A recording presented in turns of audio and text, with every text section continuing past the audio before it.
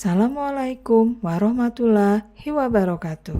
Bapak dan Ibu guru hebat, perkenalkan saya Eva Efriani, calon guru penggerak angkatan 10 dari SMP Negeri 2 Peseksu, Kabupaten Lahat.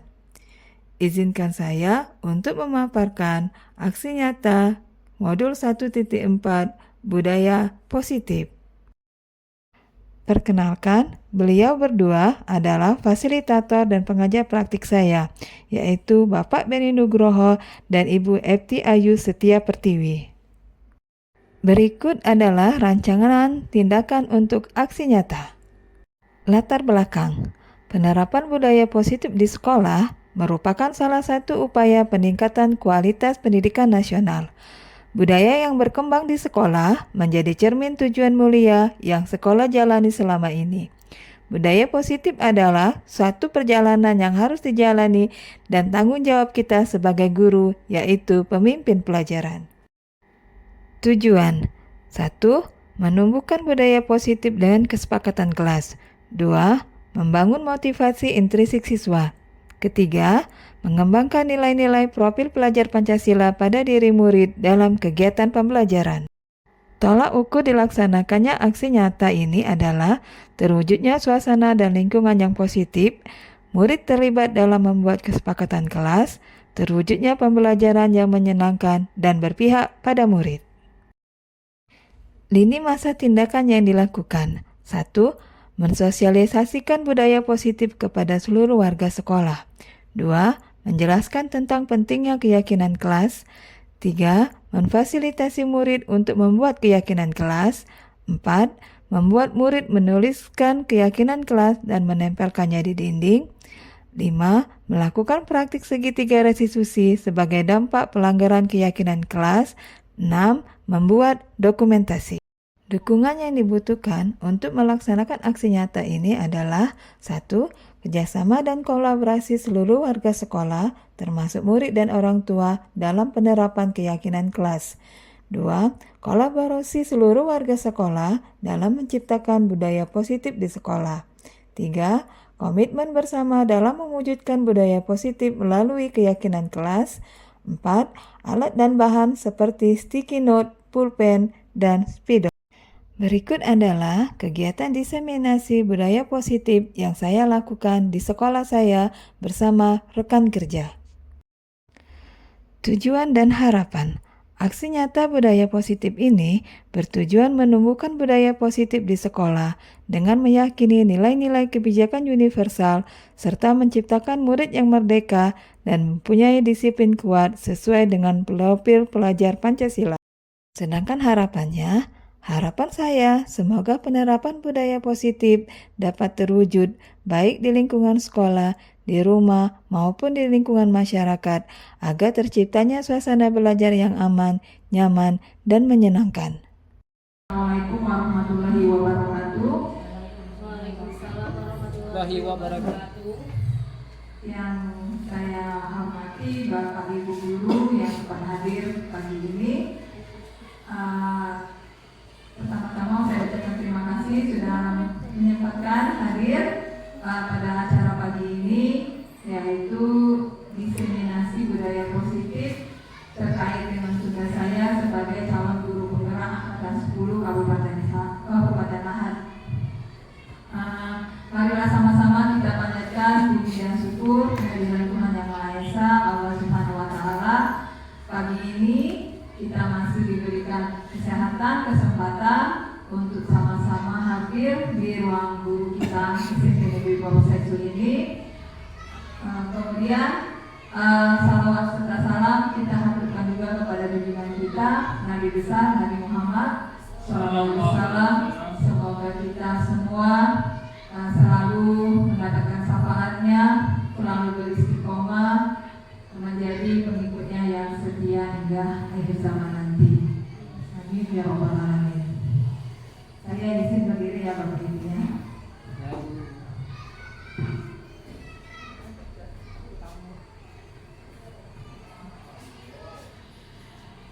Bapak Ibu yang saya hormati, tadi seperti yang saya katakan bahwa hari ini saya akan menyampaikan diseminasi atau pengimbasan budaya positif di sekolah kita.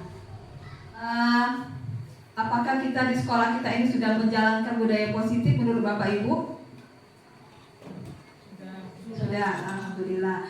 Apa contohnya Bapak Ibu budaya positif yang sudah kita jalankan di sekolah kita? Budaya positif, datang tepat waktu, itu sudah budaya positif. Kemudian kita melaksanakan pembiasaan pada hari Jumat mengaji, itu sudah budaya positif yang sudah kita jalankan di sekolah, ya. Kemudian ini budaya positif. Nah, ini pengertian budaya positif. Dikutip dari laman Guru Penggerak, budaya positif adalah nilai-nilai yang diyakini dan diterapkan oleh sekelompok orang dalam jangka waktu tertentu sehingga menjadi suatu kebiasaan. Nah, ya, kita sudah sepakat bahwa setiap Jumat kita mengadakan Jumat bersih. Kemudian ada kita Jumat mengaji. Nah, ini akan menjadi kebiasaan bagi kita. Inilah budaya positif. Kemudian budaya positif dibuat melalui kesepakatan bersama. Kita bersama-sama sepakatan, ada kesepakatan antara guru dan siswa. Ya, tujuannya agar siswa bisa menjalankan nilai-nilai tersebut dengan penuh tanggung jawab dan tanpa paksaan. Itu yang namanya budaya positif ya, Bapak Ibu ya. Lanjut kita, kenapa ini ada budaya positif? Seharusnya kita kan sudah menjalankan budaya positif, ya. Ini perubahan paradigma belajar terkait dengan pemikiran KHD. Ya Bapak Ibu ya, mencakup pemetaan standar kompetensi, merdeka belajar dan asesmen kompetensi minimal sehingga menjamin ruang yang lebih luas bagi pendidik untuk merumuskan rancangan pembelajaran dan asesmen sesuai dengan karakteristik dan kebutuhan peserta didik. Nah, budaya positif ini nanti akan mengembangkan karakteristik siswa, menguatkan karakteristik siswa, ya, bukan membunuhnya. Nah, ini yang perlu kita dalami nanti, ini makanya perlu pengimbasan, ya. Dan ujungnya nanti kita akan terkait lagi dengan profil pelajar Pancasila. Percaya pada diri demi cita-cita, belajar, bergerak, bermakna.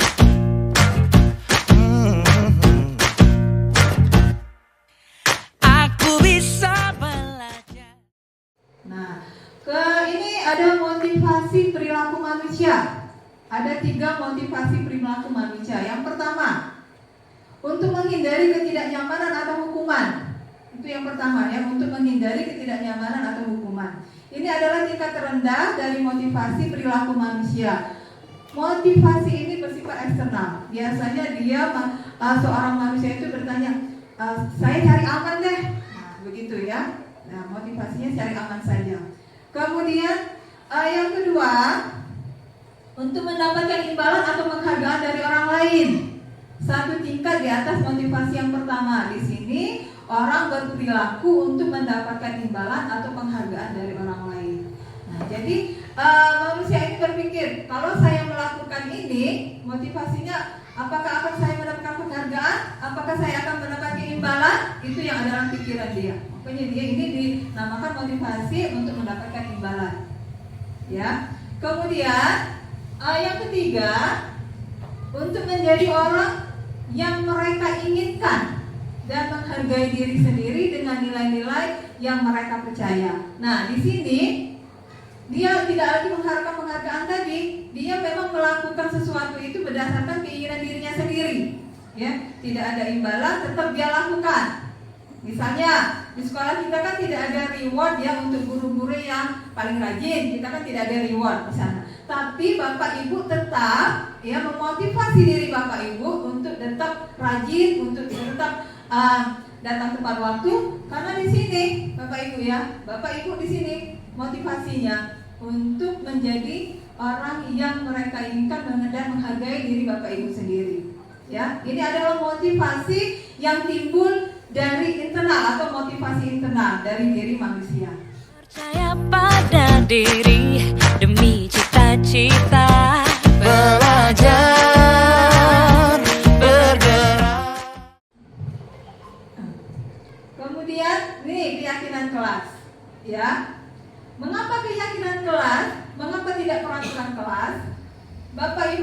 saja sudah ada peraturan kelas kan setiap kita mengajar.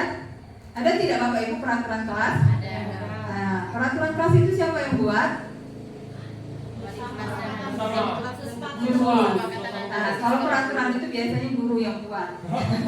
Ya Bapak Ibu ya. Nah, sebelum kita lanjut lagi mengapa dia keyakinan bukan peraturan, ada pertanyaan pemantik di sini Bapak Ibu. Yang pertama, mengapa kita memiliki peraturan tentang penggunaan helm saat mengendarai kendaraan motor? Nah, kita kan harus menggunakan helm. Apa nilai kebajikannya? Kenapa kita harus menggunakan helm? Untuk keamanan dan untuk keselamatan. Ya. Kemudian yang kedua, mengapa kita memiliki peraturan dilarang merokok di lingkungan sekolah? Ini untuk apa Bapak Ibu implikasinya nilainya? Nilai kebajikannya untuk anak-anak kita? Untuk kesehatan. Ya. Jadi ada nilai yang pertama tadi untuk keselamatan, dan kalau dilarang merokok ini untuk kesehatan. Ya. Kita lanjut. Nah, ini keyakinan kelas atau keyakinan sekolah. Keyakinan kelas atau sekolah ini sebagai fondasi dan arah tujuan sebuah sekolah atau kelas yang akan menjadi landasan dalam memecahkan konflik atau permasalahan di sebuah sekolah atau di kelas. Nah, ini namanya keyakinan kelas tadi, Bapak Ibu ya, bukan peraturan, beda dengan peraturan. Lanjutnya. Nah, ini dia peraturan kelas biasanya terbit tanpa persetujuan pihak objek yang harus melaksanakannya. Ini yang sering kita lakukan. Ya, anak-anak di jam ibu tidak boleh keluar masuk. Nah, itu peraturan yang kita buat sendiri, gitu ya. Sedangkan keyakinan kelas adalah persetujuan yang dibuat bersama antara guru dan murid. Jadi ada kesepakatan dari guru dan murid. Biasanya murid yang buatnya. Kemudian selanjutnya akan ditaati bersama. Posisi murid bukan lagi sebagai objek. Nah, selama ini kalau kita bikin peraturan, murid itu sebagai objek. Tapi kalau sudah kesepakatan, murid ini sebagai subjeknya. Keyakinan kelas dibuat oleh murid. Nih, ya, yang kita tugas bahwa keyakinan kelas ini dibuat oleh murid, dilaksanakan oleh murid, dan untuk menanamkan kebajikan murid. Nah, dari kesepakatan kelas atau keyakinan kelas ini akan timbul karakteristik anak-anak nanti. Dia akan menyadari, oh ini saya harus seperti ini berdasarkan keyakinan yang kami buat. Kalau melanggar seperti ini. Kita bisa bersama mengubah dunia. Percaya pada diri demi cita-cita. Belajar, bergerak, bermakna. Ya. Lanjut ya. Kebutuhan dasar manusia. Setiap manusia itu pasti butuh kebutuhan dasar, ada kebutuhan dasarnya ya Bapak Ibu ya. Ada pertanyaan pemantik di sini. Silakan dilihat dulu ya Bapak Ibu ya. Ibu Ambar, guru wali kelas 2A di SD Pelita Hati, sedang bingung menghadapi pula salah satu murid di kelasnya, Doni, nama muridnya Doni. Beberapa anak di kelas 2A telah datang padanya dan mengeluhkan Doni yang seringkali meminta bekal makan siang mereka dengan paksa. Jika Anda menghadapi situasi seperti Ibu Ambar, apa yang akan Anda lakukan? Menurut Anda, kira-kira apa alasan Doni melakukan hal tersebut? Nah, sekarang apa sih kira-kira apa yang bisa memberikan ini? Apa yang Ibu lakukan? Silakan Bapak Ibu, silakan berpendapat. Apa yang Ibu lakukan jika menemui situasi yang seperti ini? Oke, Ibu, siapa nih yang mau berpendapat? Kira-kira apa yang akan diambil? Memberikan nasihat. Ya, Ibu Okta silakan. Temui siswanya, kemudian memberikan nasihat kepada siswa tidak melakukan hal yang seperti itu lagi. Mungkin seperti itu. Alasannya kira-kira apa tuh, Ibu? Supaya bisa merubah tingkah laku yang memang salah di sekolah, kemudian mungkin akan ada efek baik ketika kita menasihati siswa tersebut. Iya. Kira-kira si alasan Doni ini menurut Ibu apa sih, Bu? Kira-kira, menurut Ibu saja, perkiraan Ibu, apa sih alasan si Doni? Dia minta paksain makanan dengan paksa tadi? Mungkin karena memang di rumahnya tidak ada makanan atau kurangnya bekal ataupun uang jajan. Jadi terjadinya hal yang seperti ini. Oke, terima kasih ya. Baik sekali jawabannya. Kita lihat ya kebutuhannya. Nih, kebutuhan dasar manusia ada 5 Bapak Ibu. Yang pertama ini bertahan hidup. Nah, bertahan hidup. Dari kasus Doni tadi, ya, kata Ibu Okta tadi, dia tidak diberi bekal ya, seperti itu kira-kira ya, tidak diberi uang oleh orang tuanya. Jadi karena dia lapar, dia mengambil makanan temannya tadi. Ini alasan dia yang pertama untuk bertahan hidup. Nih, alasan pertama dia tadi. Kemudian kebutuhan dasar manusia yang cinta kasih sayang dan rasa diterima. Jika alasan Doni tadi mengambil bekal temannya karena kalau dia mengambil temannya, maka gurunya tadi, harapan si Doni tadi akan memanggil orang tuanya. Nah, itu. Jadi alasan Doni tadi dia minta perhatian, meminta kasih sayang dari orang tuanya. Ya. Kemudian ada penguasaan atau kebutuhan dasar kekuasaan. Jika tadi alasan si Doni tadi, ya, dia senang kalau lihat temannya marah-marah karena makanannya diambil tadi, dia ketawa, dia senang. Nah, ya, apa ini dia? Oh, maaf ya, begini. Apa kesenangan ini ya? Dia senang. Si Doni tadi senang dia lihat temannya makanannya diambil, dia temannya marah-marah, Doninya malah kesenangan. Ini atas dasar kesenangan. Kalau penguasaan ini, ya, Doni ini dia memang ingin menguasai. Dia ingin mengambil hak temannya tadi. Nah, ya, ini penguasaan. Kemudian kalau kebebasan, nah mungkin si Doni ini bosan dengan bekal yang disiapkan oleh orang tuanya. Mungkin bekalnya hanya itu saja setiap hari. Ya, sedangkan temannya ini bekalnya bervariasi. Ya, itu ya. Jadi dia kebutuhannya kebebasan, kebutuhan akan pilihan.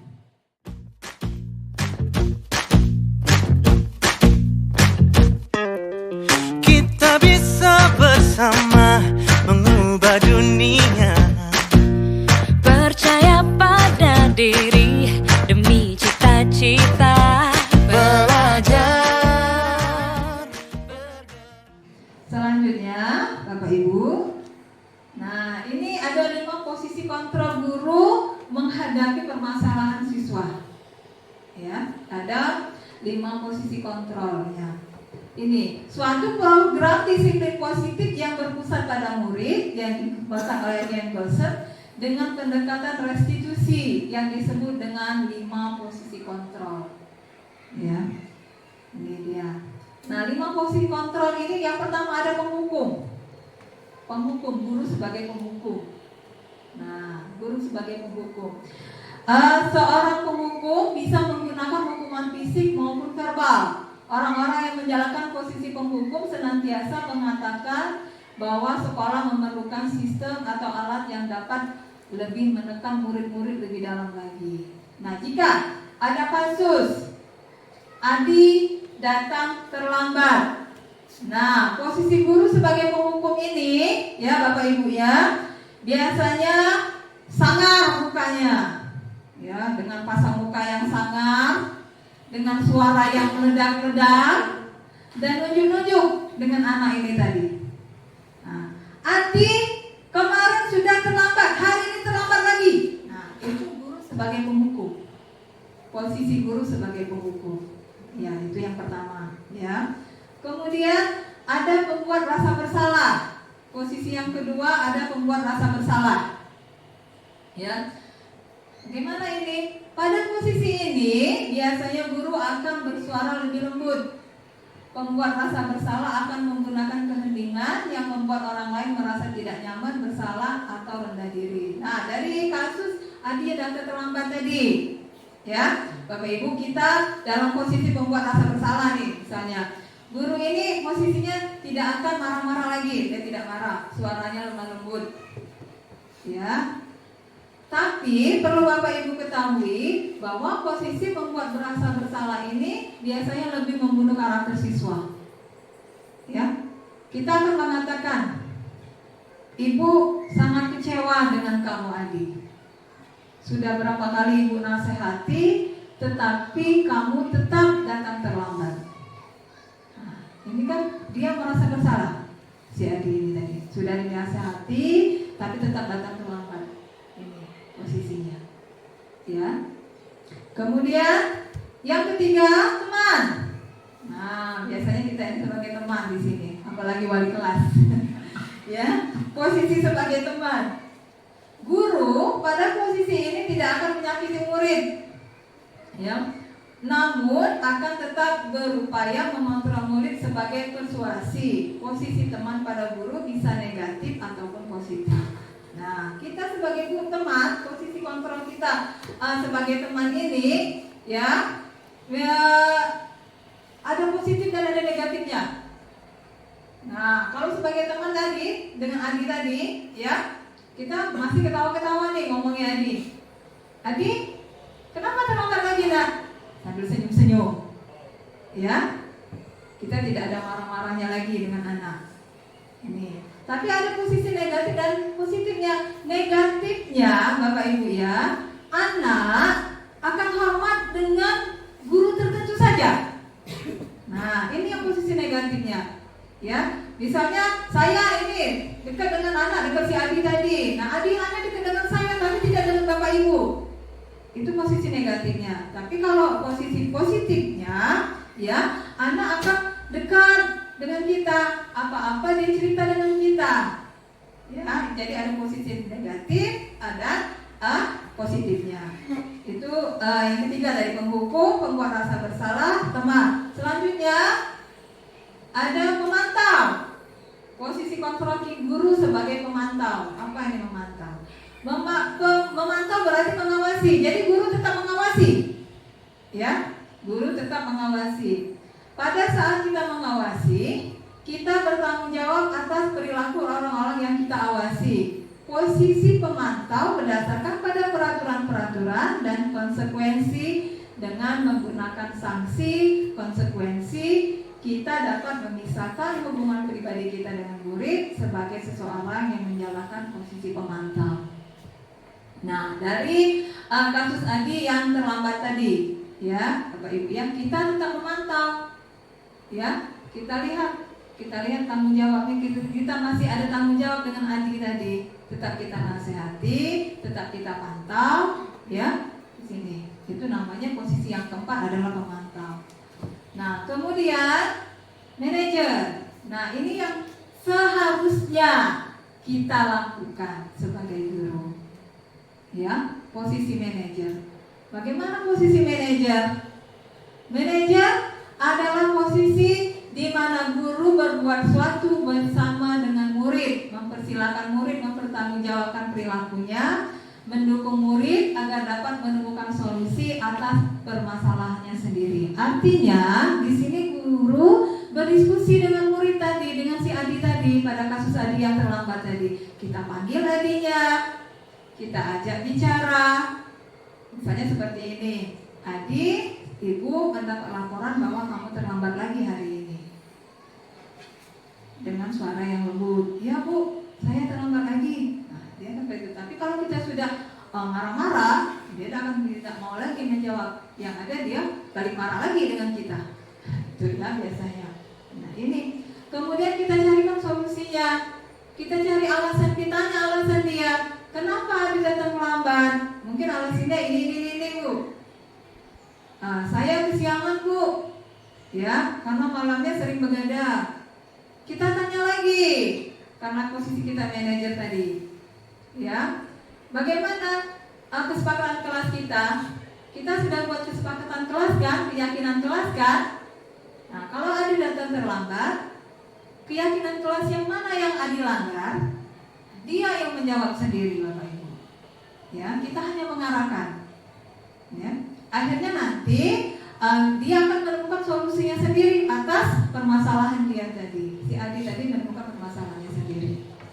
Ini ya, jadi ada 5 posisi kontrol. Yang pertama tadi sebagai penghukum, ya. Yang kedua tadi sebagai sebagai apa tadi Bapak Ibu? Yang pertama tadi sebagai penghukum, ya. Yang kedua sebagai pembuat rasa bersalah. Yang ketiga sebagai teman. Yang keempat tadi pemantau, dan yang kelima adalah manajer. Ini posisi yang seharusnya kita lakukan sebagai manajer.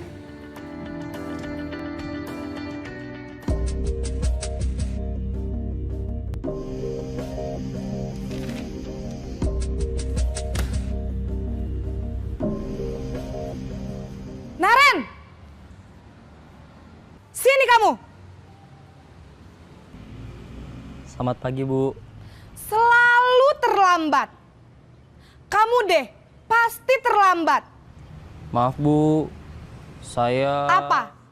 Apa coba? Alasan kamu apa lagi? Kapan sih kamu tidak terlambat? Malas sekali ya kamu jadi anak. Saya... Dasar pemalas. Gak kapok-kapok sih kamu. Sudah berapa kali terlambat? Sana, kamu keliling lapangan basket 2 kali.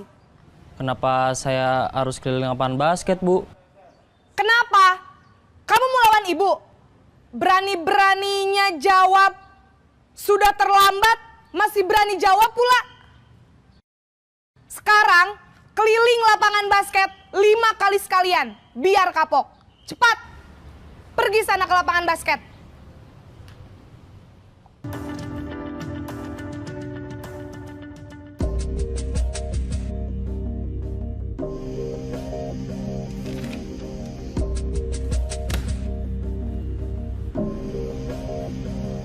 Naren!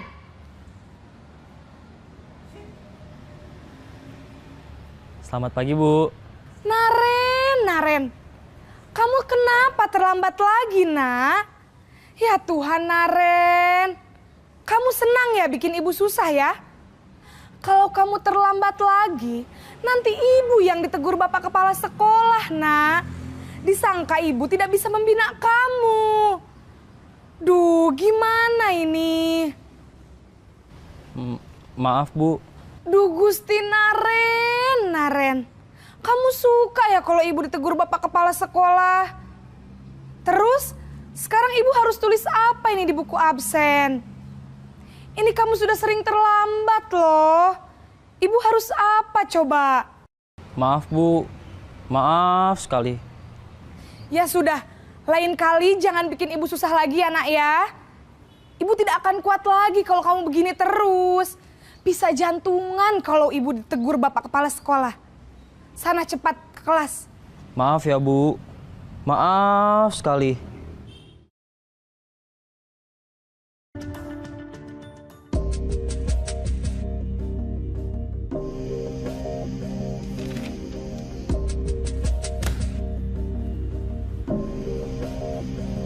Naren!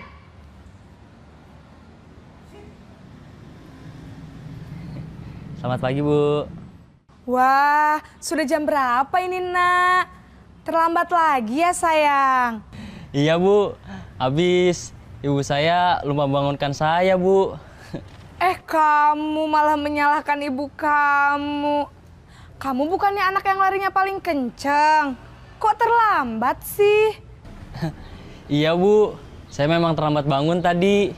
Jadi, biarpun saya lari kencang, tetap gak kekejar, Bu. Ya sudah sana. Nanti lain kali larinya lebih kenceng lagi ya. Biar gak terlambat lagi. Bikin seneng ibu. Demi ibu. Bisa kan? Bisa lah, Bu. Ya sudah sana masuk kelas. Ibu beresin urusan absen kamu. Kamu ini ada-ada saja.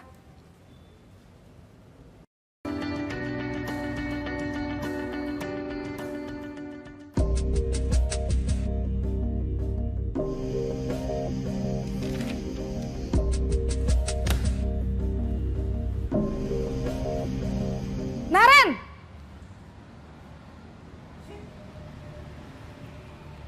Selamat pagi, Bu. Naren, apa peraturan sekolah kita tentang jam berapa kita harus masuk sekolah, nak? Kita harus di sekolah jam 7, Bu. Iya, betul. Sekarang sudah jam 7.20. Naren sudah tahu konsekuensinya jika terlambat hadir. Paham, Bu. Saya harus tinggal kelas pas jam istirahat selama 20 menit. Iya, benar. Konsekuensinya demikian. Jadi nanti jam 9.30 pas istirahat, kamu harus tinggal di kelas, kerjakan tugas tambahan untuk ketertinggalan kamu, ya? Baik, Bu.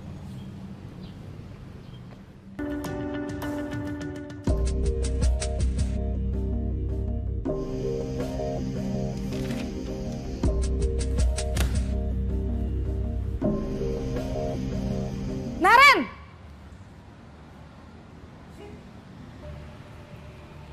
Selamat pagi, Bu. Selamat pagi, Naren. Maaf, Bu. Saya terlambat. Iya, sekolah masuknya jam 7, sekarang sudah jam 7.20. Jadi sekarang bagaimana ini, Naren? Maaf, Bu. Saya lupa setel alarm saya semalam. Baiklah, menurut kamu, keyakinan sekolah yang mana yang perlu kamu tingkatkan? Menghargai diri sendiri dan orang lain mungkin ya, Bu. Setuju. Jadi, apakah Naren meyakini prinsip saling menghormati tersebut? Iya, Bu. Saya meyakininya. Apakah Naren bersedia memperbaiki masalah keterlambatan ini? Bersedia, Bu. Bagaimana kamu akan perbaiki masalah keterlambatan ini? Saya akan coba untuk tidak lupa menyetel alarm saya, Bu. Baik, kalau Naren lupa menyetel alarm di rumah, ada orang yang kira-kira bisa bantu mengingatkan tidak? Ada, Bu. Kakak saya, Kak Ema. Ada lagi selain Kak Ema? Selain Kak Ema, ada ibu saya. Baik, jadi yang mengingatkan Naren adalah Kak Ema dan ibu kamu ya? Kira-kira akan mulai setel alarm kapan nih, Naren? Setelah pulang sekolah, akan segera saya lakukan. Baik, jadi Naren akan setel alarm untuk bangun besok pagi dan akan diingatkan oleh kakak dan ibunda Naren ya.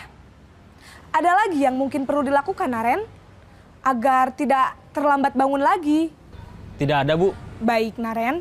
Terima kasih untuk kerjasama kamu. Sekarang kamu perlu kembali ke kelas untuk belajar. Baik, Bu. Terima kasih.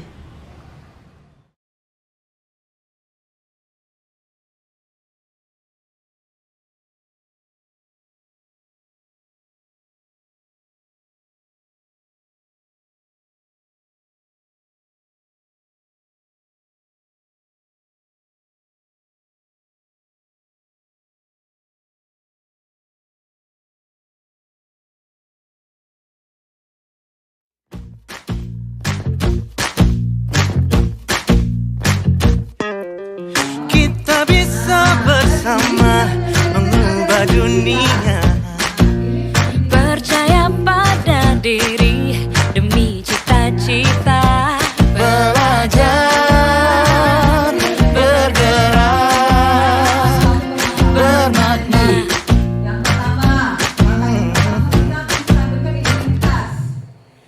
Ya, teori kontrolnya, kita semua akan melakukan hal yang terbaik yang bisa kita lakukan.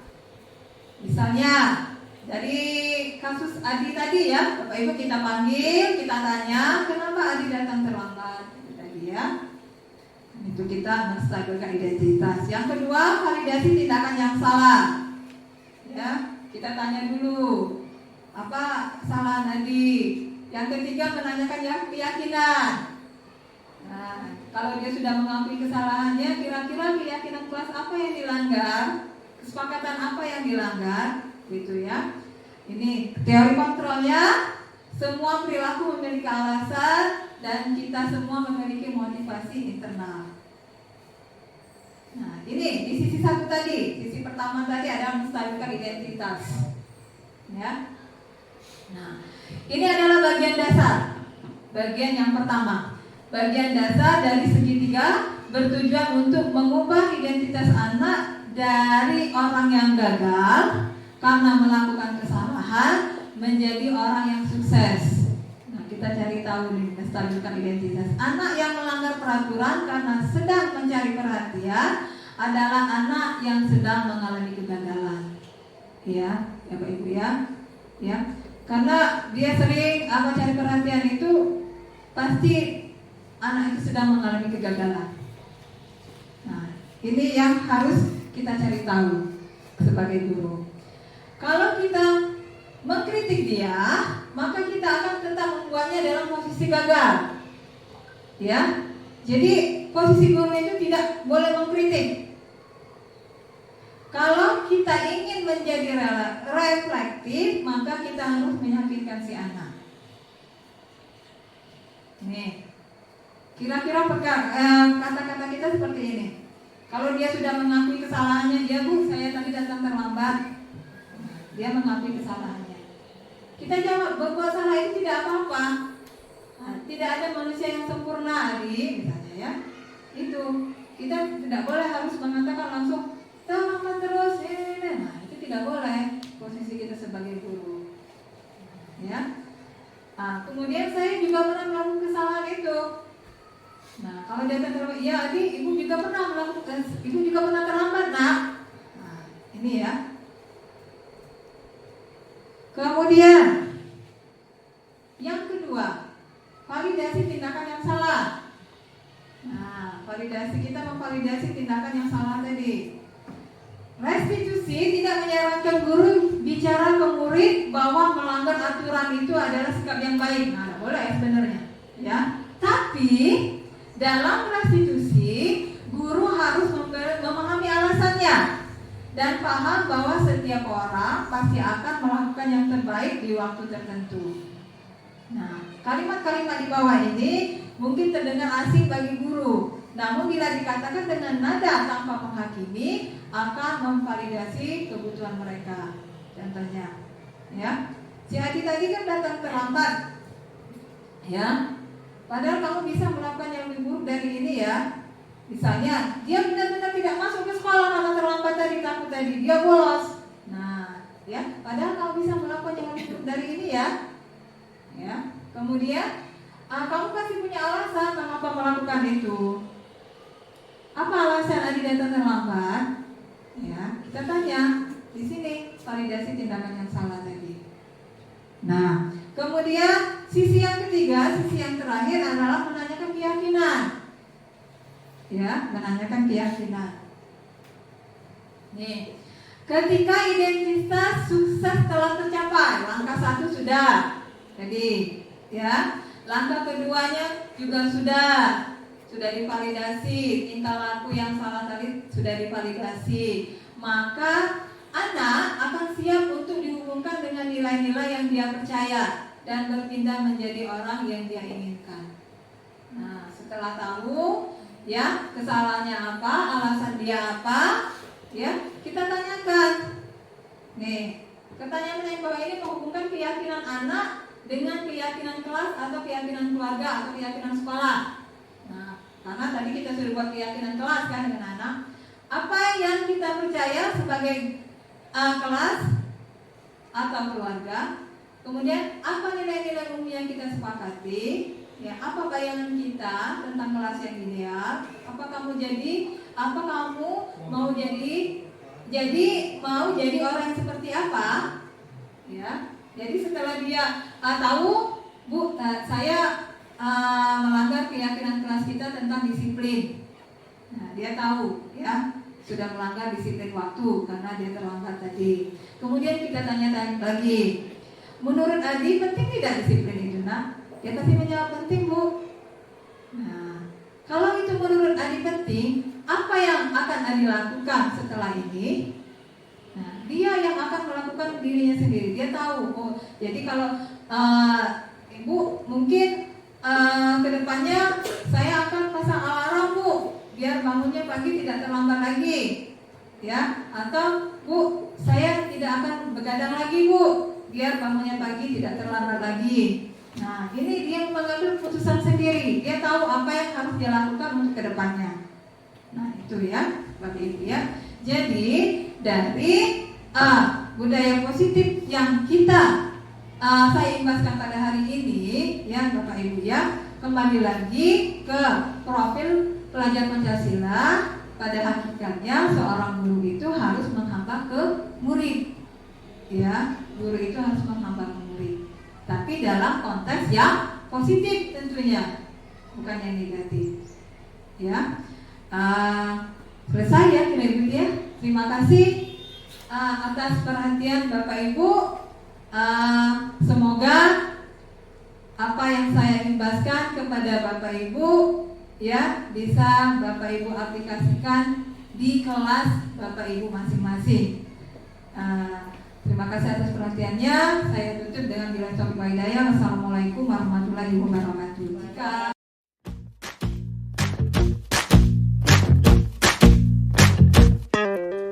Kita bisa bersama mengubah dunia. Percaya pada diri demi cita-cita. Belajar, bergerak, bermakna.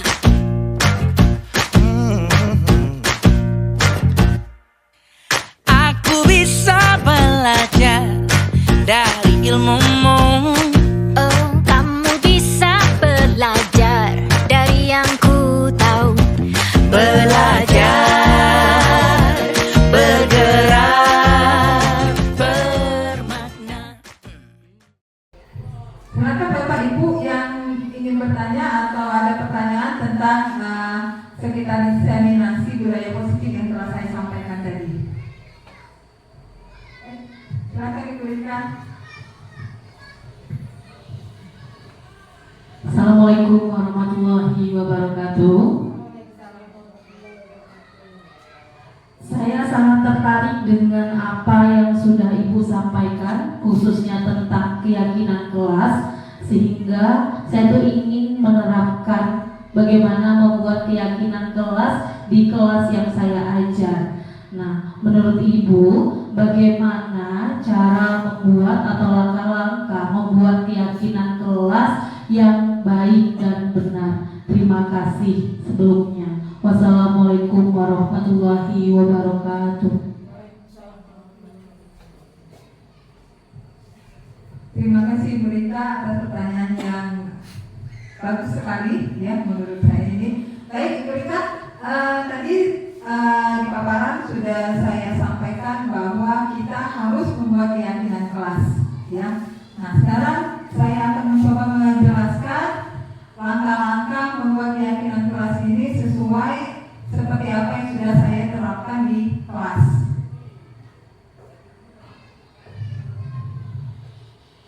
Nah, ini ya langkah-langkah membuat keyakinan kelas. Yang pertama, guru kita sebagai guru mengajak murid-murid kita dengan hati-hati tentang keinginannya, tentang impian, tentang kelas impian. Ya, kita ajak bicara anak-anak kita ini, ya, apa saja keinginan-keinginan mereka tentang kelas impian mereka. Kemudian kita dulu meminta murid ini menuliskan apa yang mereka pikirkan, apa yang mereka inginkan, dan tentang keyakinan kelasnya, tentang kelasnya dalam belajar, dalam proses belajar tadi. Kemudian yang ketiga, setelah mereka menuliskan, ya, misalnya kita kasih sticky note ini, kita bagi anak-anak, kita bagi sticky note, mereka menuliskan apa yang mereka inginkan di kelasnya. Kemudian murid-murid ini menempelkan hasil pemikiran mereka tadi di papan tulis, tempel satu-satu. Nah, setelah semua berpartisipasi, yakinkan dulu anak-anak ini ikut berpartisipasi ya Bu ya. Dengan bantuan salah seorang siswa, hal-hal yang telah ditulis tentang kelas impiannya ini dibacakan satu persatu. Nah, setelah mereka ditulis di sticky note, kemudian kita minta tempelkan, minta salah satu siswa tadi bantuan untuk membacakan apa yang sudah mereka tuliskan. Selanjutnya, nah setelah mereka tuliskan ini sudah dibaca, kita ajak berdiskusi anak-anak kita ini membahas impian-impian tentang kelasnya. Ya, apa saja misalnya datang tepat waktu misalnya. Nah, kita ini bahas satu persatu. Mungkin satu siswa itu lebih dari satu menuliskannya, ya. Kemudian kita diskusikan ini tujuannya apa? Untuk menemukan kesamaan yang mereka miliki. Misalnya sama, satu anak ini sama ini datang terlambat, kita kelompokkan kesamaannya, lalu membuat data kesamaan yang telah didiskusikan. Nah, kemudian ini yang bagian pentingnya, susunlah keyakinan kelas sesuai prosedur pembentukan keyakinan kelas. Gantilah kalimat-kalimat dalam bentuk negatif menjadi kalimat positif. Nah, maksudnya seperti ini. Kenapa itu saya garis bawahi? Jadi keyakinan kelasnya nanti tidak boleh ada kalimat negatif lagi, harus dalam bentuk kalimat positif. Contohnya, dilarang membuang sampah. Dilarang membuang sampah itu kan kalimat negatif. Nah, kalimat negatif ini harus kita ubah menjadi kalimat positif. Contohnya, nah, iya seperti itu, buanglah sampah pada tempatnya. Nah, jadi misalnya jangan ribut. Nah, harus kita ubah menjadi jagalah ketertiban, kenyamanan, seperti itu. Jadi tidak boleh ada kalimat negatif. Kemudian guru memandu murid menyoroti hal-hal yang dianggap paling penting untuk disepakati bersama. Nah, ini kan nanti mereka yang dituliskan anak ini kan secara universal, secara umum. Nah, kita rumuskan untuk menjadi lebih spesifik lagi. Nah, ini ya, kemudian tadi seperti sudah saya katakan, ajak murid-murid untuk menemukan nilai kebajikan atau keyakinan yang dituju dari peraturan tersebut. Contoh, ini berjalan di kelas, dengarkan guru, datanglah tepat waktu. Ini kan berada di satu payung, yaitu keyakinannya saling menghormati. Atau nilai kebajikannya itu hormat. Nah, keyakinan kelas inilah yang dimasukkan dalam data untuk disepakati. Ya, untuk keyakinan kelas yang sudah disepakati ini, tadi misalnya ada 10 daftarnya, kita kerucutkan, nggak usah banyak-banyak Bu, cukup 4 sampai 7 saja. Kalau terlalu banyak nanti anaknya lupa. Berarti di situ kalau dia 4 kita masukkan dalam satu spesifik tadi, satu keyakinan yang spesifik, jadi akan mudah diingat oleh anak-anak dan disepakati oleh anak. Kemudian guru memastikan semua, itu sudah ya tadi kan, semua berkolaborasi, semua berikut berpartisipasi, mengambil bagian. Kemudian guru dan murid membaca hasil kesepakatan kelas yang telah disetujui, sama-sama dibaca dan disepakati oleh seluruh warga kelas. Nah, ini dokumentasi yang saya ambil di kelas 7-1 beberapa hari yang lalu. Ya, diawali dengan saya mengajak berbicara dengan anak-anak, ya. Kemudian anak-anak menuliskan keyakinan kelasnya di sticky note, ya. Kemudian satu persatu mereka menempelkan apa yang mereka inginkan tadi di papan tulis, ya. Kemudian selanjutnya, nah ini tadi kita minta bantuan salah satu anak untuk membacakan apa yang sudah mereka tuliskan di gambar pertama. Kemudian kita menuliskan dulu daftarnya, daftar yang sudah mungkin dikelompokkan dalam satu kesamaan tadi, ya, dituliskan di sana. Dan akhirnya ini masih ada 12 kesepakatan yang tertulis di sana, ya, ada 12 kesepakatan. Tapi di akhirnya nanti dikerucutkan lagi, akhirnya kami menemukan menjadi 4 keyakinan kelas saja. Nah, yang pertama disiplin waktu, ya, disiplin waktu. Kemudian saling menghormati dan menghargai. Ya, dari tadi tidak mengganggu hak temannya, itu kan masuk di menghormati dan menghargai. Menghormati gurunya, menghormati temannya, nah, itu masuk di satu payung. Kemudian menjaga ketertiban dan kebersihan.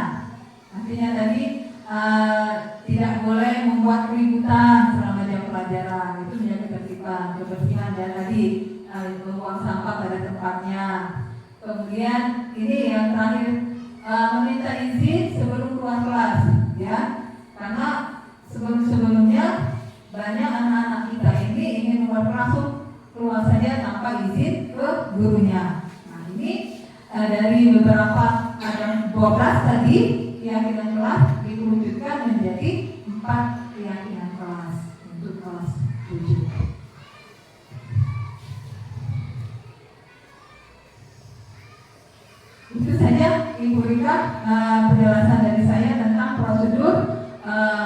penguatan keyakinan kelas. Ada pertanyaan lanjutan, Bu Rika? Mana? Baik, sebelum kita menutup pembahasan tentang diseminasi budaya positif yang telah disampaikan oleh Bu Eva Epriani kepada kami semua, guru SMP Negeri 2 Persiksu. Semoga apa yang disampaikan oleh Bu Eva Epriani, Magister Pendidikan, dapat menjadi ilmu bagi kami untuk melakukan, untuk mempraktikkan di kelas-kelas. Apalagi kami ini adalah sebagai wali kelas. Mungkin dari beberapa tahun yang lalu atau bulan yang lalu kami belum melakukan pembahasan tentang disiplinasi budaya positif. Semoga apa yang disampaikan tadi semoga menjadi ilmu untuk kami ke depannya untuk menjadi wali kelas maupun guru-guru yang lebih baik lagi untuk memajukan SMP Negeri 2 Persiksu ini. Marilah kita membaca umul kitab Al-Fatihah. A'udzubillahi minasyaitonirrajim. Bismillahirrahmanirrahim. Alhamdulillahirabbil alamin arrahmanirrahim maliki yaumiddin. Iyyaka na'budu wa iyyaka nasta'in ihdinas siratal mustaqim siratal ladzina an'amta 'alaihim ghairil maghdubi 'alaihim waladdallin. Amin. A'udzubillahi minasyaitonirrajim. Bismillahirrahmanirrahim. Alhamdulillahirabbil alamin. Assalatu wassalamu ala asyrafil mursalin wa ala alihi washabihi ajmain. Allahumma ighfirli dzunubi wa liwalidayya warhamhuma kama rabbayani shaghira wa ila jami'il muslimin wal muslimat wal mu'minin wal mu'minat. Allahumma inni as'aluka taufiqan wa fi'atan fil jasad wa ziyadatan fil ilmi wa barakatan fil rizqi wa taubatan qabla al-maut wa rahmatan indal maut wa maghfiratan ba'dal maut. Allahumma hawwin alaina fis sakaratil maut wa najatan minan nar wa fa'indal hisab. Rabbana zid qulubana ba'da idh hadaytana wa hab lana min azwajina wa dhurriyyatina qurrata a'yun waj'alna imama. Rabbana arinal haqqa haqqan warzuqna ittibaa'ahu wa arina batila batila warzuqna tinaba. Rabbana atina fid dunya hasanah wa fil akhirati hasanah wa qina azabannar. Subhana rabbikal izzati amma yasifun wa salamun alal mursalin walhamdulillahi rabbil alamin. Wassalamualaikum warahmatullahi wabarakatuh. Berikut adalah dokumentasi kegiatan keyakinan kelas yang telah saya buat bersama siswa di kelas 71. Langkah membuat keyakinan kelas. 1. Guru mengajak murid dengan hati-hati tentang keinginannya tentang kelas impian mereka. 2. Guru meminta murid menuliskan apa yang mereka pikirkan dan inginkan tentang kelasnya dalam kegiatan belajar. 3. Guru meminta murid menempelkan hasil pemikirannya di papan tulis. 4. Setelah semua berpartisipasi, dengan bantuan salah seorang siswa, hal-hal yang telah ditulis tentang kelas impiannya dibaca satu persatu. 5. Guru mengajak murid berdiskusi membahas impian-impian tentang kelasnya yang sudah mereka tulis untuk menemukan kesamaan yang mereka miliki, lalu membuat daftar kesamaan yang telah didiskusikan. 6. Menyusun keyakinan kelas sesuai prosedur pembentukan keyakinan kelas, mengganti kalimat-kalimat dalam bentuk negatif menjadi kalimat positif. 7. Guru membantu murid menyoroti hal-hal yang dianggap penting untuk disepakati bersama. 8. Ajak murid-murid untuk menemukan nilai kebajikan atau keyakinan yang dituju dari peraturan tersebut. Keyakinan inilah yang dimasukkan dalam daftar untuk disepakati. 9. Guru memastikan semua murid ambil bagian dalam kegiatan ini. 10. Guru dan murid membaca hasil kesepakatan kelas yang telah disetujui bersama. Demi cita-cita Belajar, bergerak, bermakna.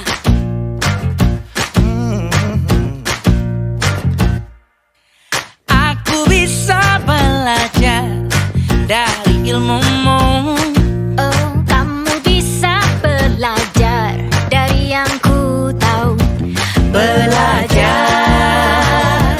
inilah keyakinan kelas 71 yang sudah mereka sepakati bersama. Pertama, murid-murid bersepakat untuk berdisiplin waktu.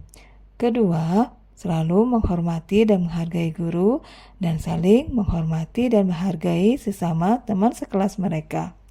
Ketiga, selalu menjaga ketertiban dan kebersihan kelas.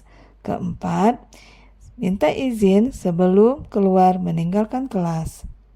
Nama saya Wanja, murid SMP Negeri 2 Sekso, kelas 71. Tadi kami diajak oleh Ibu Epa untuk berdiskusi membuat tata tertib kelas. Dengan penuh semangat, saya dan teman-teman menentukan keyakinan kelas kami. Awalnya kami ada sedikit perbedaan, tetapi akhirnya selesai juga. Kami bersepakat dengan hasil keyakinan kelas kami. Kegiatan ini sangat menyenangkan. Selanjutnya adalah praktik penerapan segitiga restitusi yang saya lakukan bersama murid saya dengan 2 kasus. Menurut Gosem 2004, segitiga restitusi adalah proses menciptakan kondisi bagi murid untuk memperbaiki kesalahan mereka sehingga mereka bisa kembali pada kelompok mereka dengan karakter yang lebih kuat. Segitiga restitusi ini dimulai dengan menstabilkan identitas, validasi tindakan yang salah, dan menanyakan keyakinan.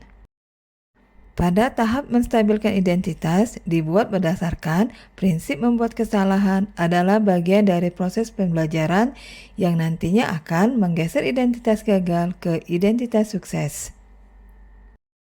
Selanjutnya adalah tahapan validasi tindakan yang salah. Berdasarkan prinsip setiap perilaku berupaya memenuhi suatu kebutuhan tertentu. Guru akan bergeser dari pemikiran stimulus respon menjadi proaktif sehingga mengenali dan mengakui kebutuhan murid akan memperbaiki hubungan dengan murid.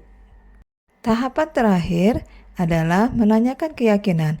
Pada tahapan ini, murid akan diberi pertanyaan-pertanyaan bermakna untuk memunculkan motivasi secara intrinsik sehingga mampu mengaitkan keyakinannya dengan tindakan yang salah.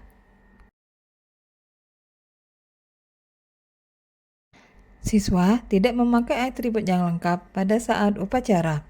Seorang siswa yang bernama Rokib terlihat tidak memakai atribut yang lengkap pada saat upacara bendera.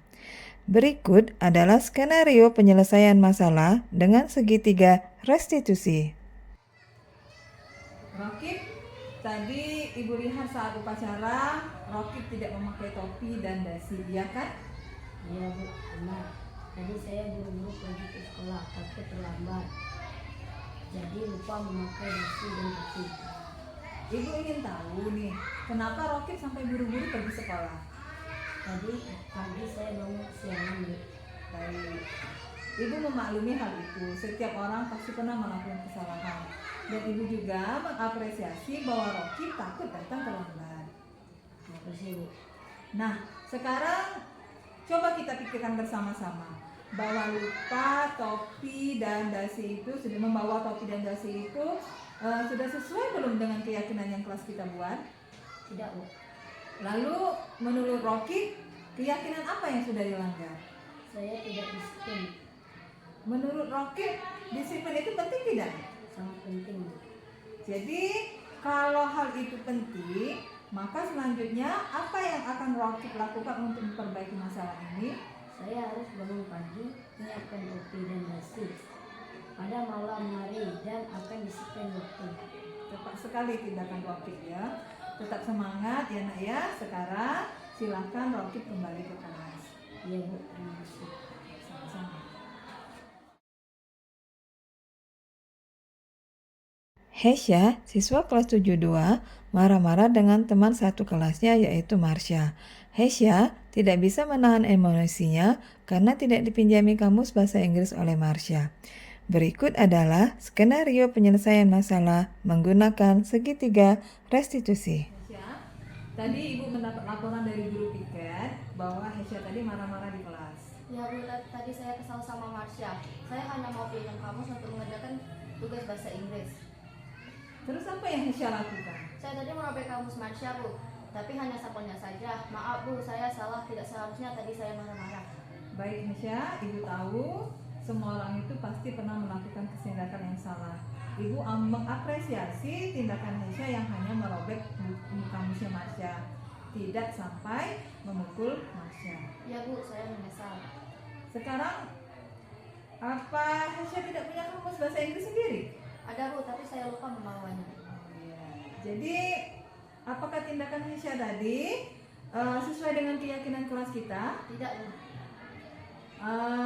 Keyakinan kelas apa yang sudah Hesya langgar? Menghormati dan menghargai teman Bu. Menurut Hesya, penting tidak menghormati dan menghargai teman? Sangat penting Bu, supaya kita selalu rukun dengan teman. Nah, hebat ya. Hesya sudah tahu. Sekarang, apa yang akan Hesya lakukan untuk menyelesaikan masalah ini? Saya akan meminta maaf dengan Marsha Bu, dan saya akan berusaha menjadi orang yang lebih sabar. Tepat sekali tindakan Hesya ya. Tetap semangat untuk belajar ya nak ya.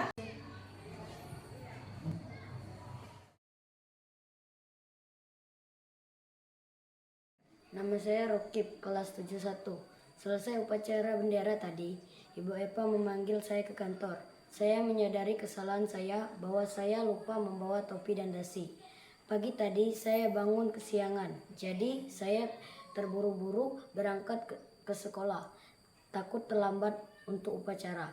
Ibu Epa tidak marah-marah dan tidak menghukum saya. Ibu Epa mengajak saya berdiskusi tentang kesalahan saya. Dari diskusi bersama Ibu Epa, saya menyadari bahwa saya melanggar keyakinan kelas kami, yaitu disiplin waktu. Untuk selanjutnya, saya harus berusaha untuk tidak bangun kesiangan lagi dan menyiapkan topi dan dasi pada malam harinya.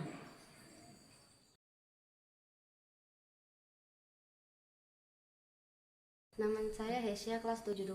Tadi saat jam pelajaran bahasa Inggris belum dimulai, saya marah kepada teman saya yang bernama Marsha. Saya ingin meminjam kamus bahasa Inggrisnya, tetapi Marsha tidak mau meminjamkannya. Saya kesal dan marah jadi saya merobek sampul kamus bahasa Inggris Marsha. Ibu Epa memanggil saya ke kantor, tetapi bukan untuk menghukum atau memarahi saya. Ibu Epa mengajak saya berdiskusi tentang apa yang sudah saya lakukan tadi di kelas. Saya menyadari bahwa yang saya lakukan sudah melanggar keyakinan kelas yang kami sepakati, yaitu menghormati dan menghargai teman.